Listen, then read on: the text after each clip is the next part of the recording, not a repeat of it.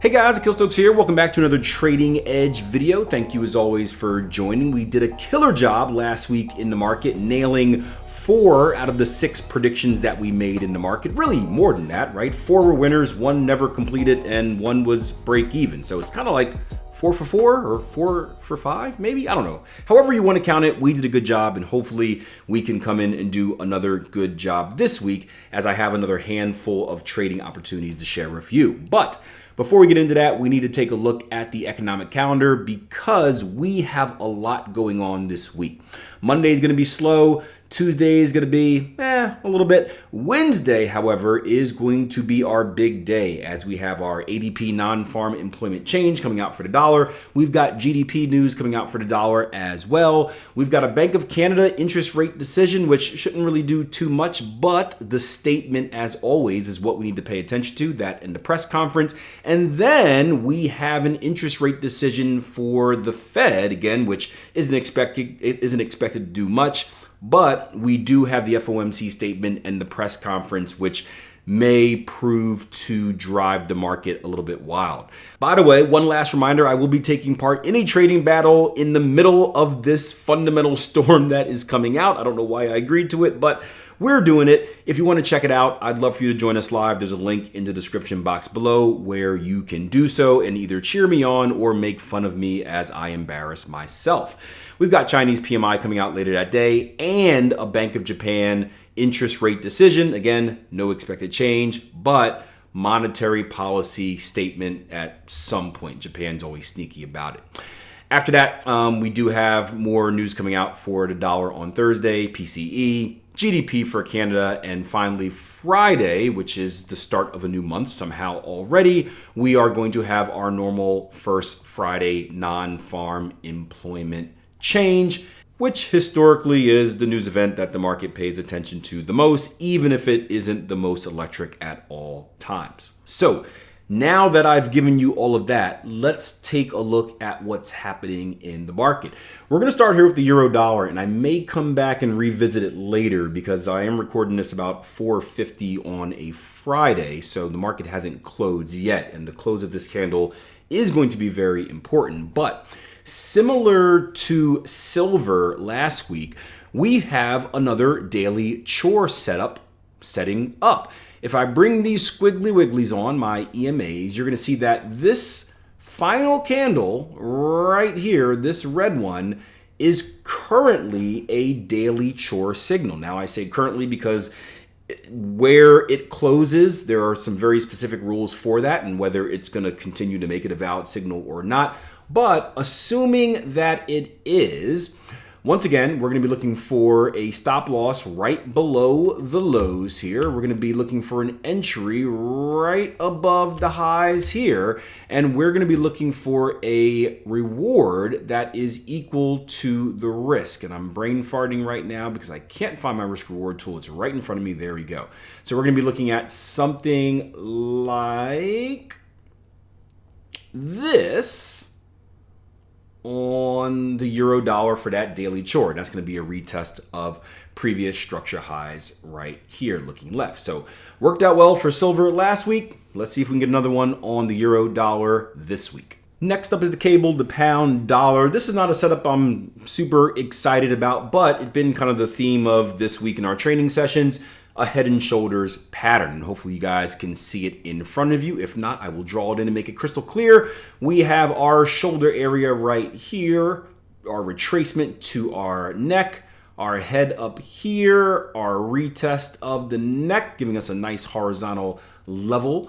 We have a right shoulder currently forming, and remember, this was the important part from that Q&A question. In order to have a validated head and shoulders pattern, we must break and close below this neckline. Now, the reason I'm not too excited about it is because there's not really a large path to profitability, right? At most, you can look for a move down here to these lows, but really nothing in this area really excites me. So it's a cool example of a head and shoulders, but I think it's going to be a little bit harder to trade. Maybe I'll pop down to the 4 hour and see what it looks like on the 4 hour. Maybe that clears things up. It's not a bad level right here. Give me a second here. Right in here is not bad. Yeah, that's really close to the neckline though. So who knows? It could be one. It could be one. It's not one that I'm super excited about, but it was worth throwing onto the video just to give you guys another example and reinforce some of the lessons that we've been teaching during the week over on the platform. Another interesting situation is going to be Aussie dollar. And I'm going to start here on the daily, right? We're going to go back to our favorite 4-step process, which if you're familiar with my videos, you should know by heart by now. Say it with me. I, P, D, E, right? Identify, predict, decide, execute. If you're new, the reason I'm so excited is because this 4-step process keeps you consistent in your analysis. And if you want to be a successful trader, you need to be consistent in your analysis and consistent in your execution. So the first thing we do is we identify a higher high, higher close above a previous level of structure. We can look left, we're above structure as well. So nothing to be aware of here. Because we've broken and closed above structure, we can then predict that price action is likely to continue higher. If price action is likely to continue higher, then there are two questions we want to ask ourselves. One, where is price action likely to continue higher to? And two, how are we likely to get there? And my preferred way to enter trades where I'm looking for a price to continue higher is to wait for a pullback. So a retracement, basically what you're seeing on your chart in front of you, and then look to grab it and hop on the move up. If we go down to our 4-hour time frame, you're going to see a nice little retracement here. We have come right to, the previous inside level of structure, right? Pop quiz, anyone know what this is again? Can you see it? Can you see it? It's a little bit sloppy because of the Trump Powell candle. Another head and shoulders pattern, right? We've come right back to retest the neckline area of that head and shoulders pattern. And it's no surprise that we're finding some support once again. You can even see small little clues in these two candles right here where we stalled just a bit before breaking that level, before boom, breaking up to the upside. So not a bad level. Something else you can add to your radar as well if you're a little bit advanced is that we do have some hidden divergence. You can see price action has a low right here, which is lower than our current low right here. However, our RSI has a low right here, which is higher than our current low, right? It should be the other way. Hidden divergence, that's what this is.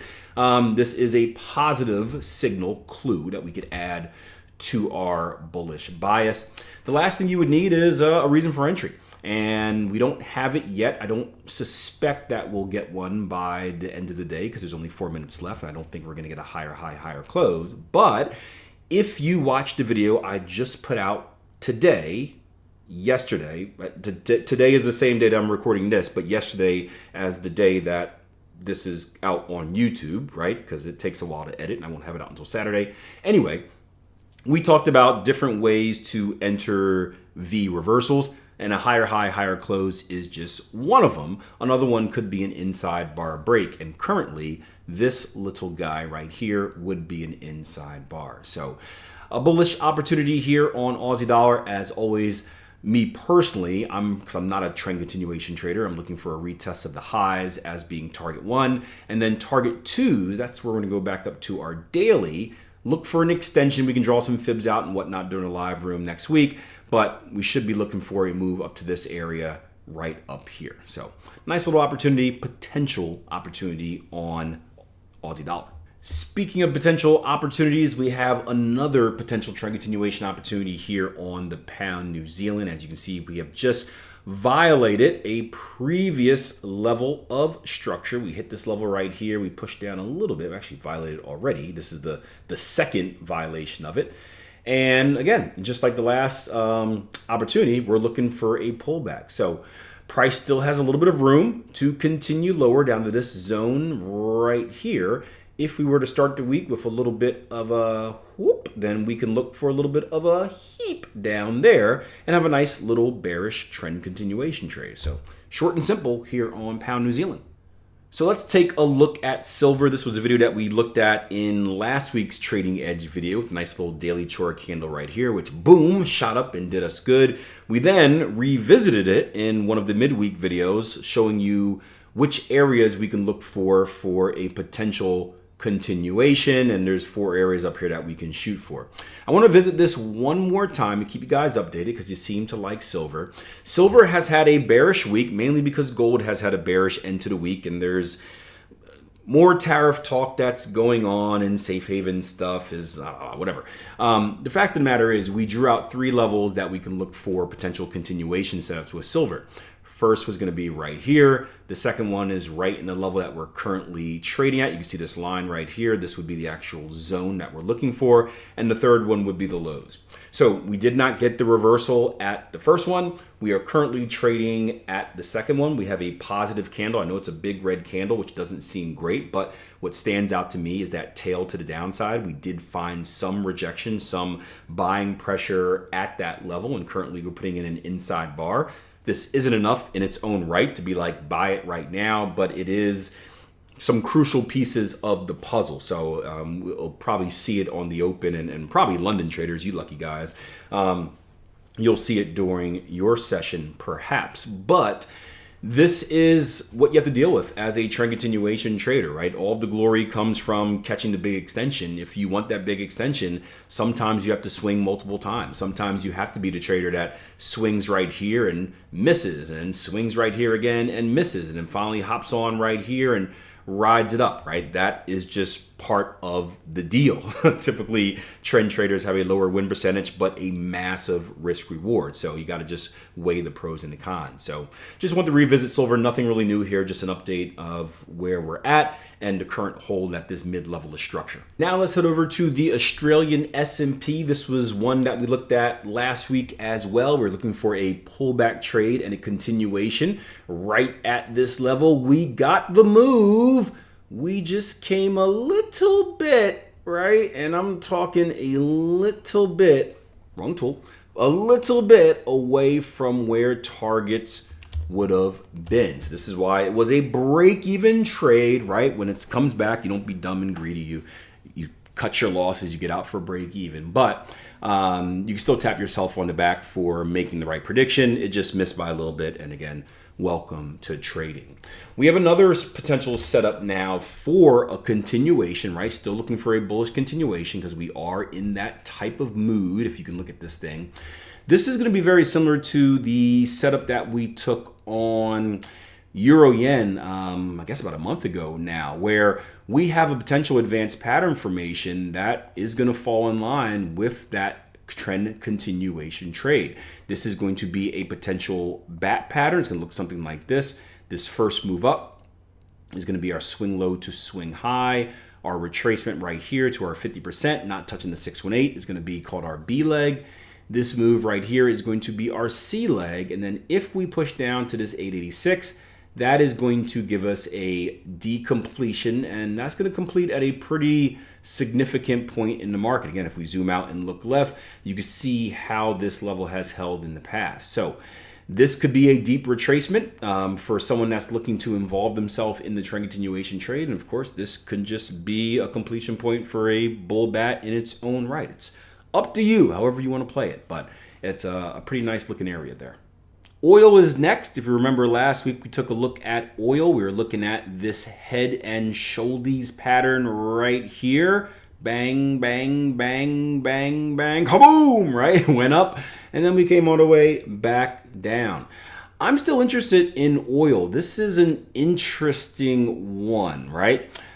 I like this level right here. We're starting to see a little bit of loss of momentum, right? So we see a big old push down in oil, and then we see it start to lose a little bit momentum as we come to that previous zone of structure support. If you are a bullish trader, this is the place where I would be looking to buy. Now, again, for you guys that are new, when I say looking to buy, I am not talking about like just putting a limit order right there and buying it, unless that's your type of thing. My type of thing is one, wait for price action to reach the area. 2, wait for price action to give me a sign that what I think is going to happen is more likely to happen once we're in that area, right? So, you do miss some trading opportunities because of that, right? You are going to get some of those V reversals we spoke about in the last video where they just kind of bump and run, they go without you. A good example would be this right here where price came straight down, reversed, and came right back up. And you're going to miss that. And you can blank and moan all you want over missing that, but remember that the number one rule of trading is don't go broke, right? Conservation of capital is key. Good traders are great risk managers. So you need to ask yourself this question.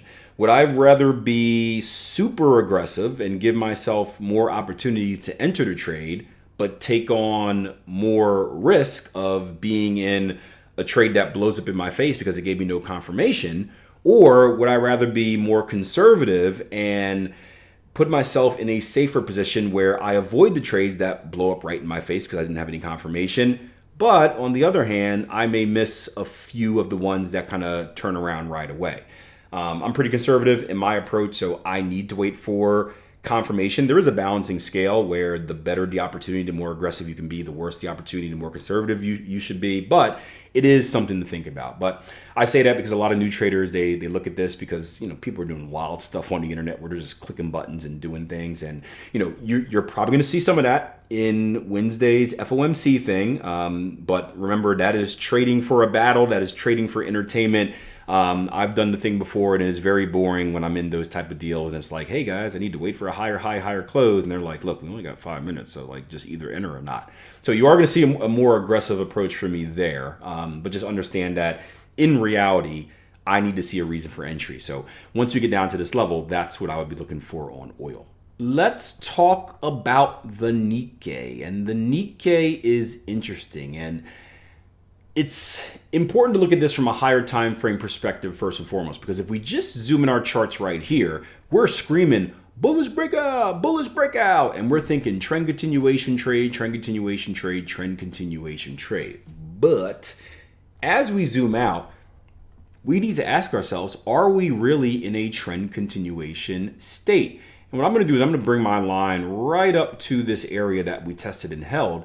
And you're going to see that if we look left, right, we came to this level of structure right here. We did break and close above it, but we do have a level of structure, a zone of structure right above that. So we're not, there is room for trend continuation, but it's not as clear as it may seem if we just isolate kind of this area. So first and foremost, it's always important to know that. Now, the question is, right, so we are retracing, which is natural. If we are going to see this retracement terminate, where is that termination point going to be at? I'm going to give you two levels. One is going to be right here. This is our most recent inside level of structure. Two is going to be a little bit lower right here. That is the consolidation point before the most recent breakout, aka the elephant candle. Insert elephant noise. Me doing snout thing, right? That's whatever. Anyway, let's go down to a lower time frame and take a look at this.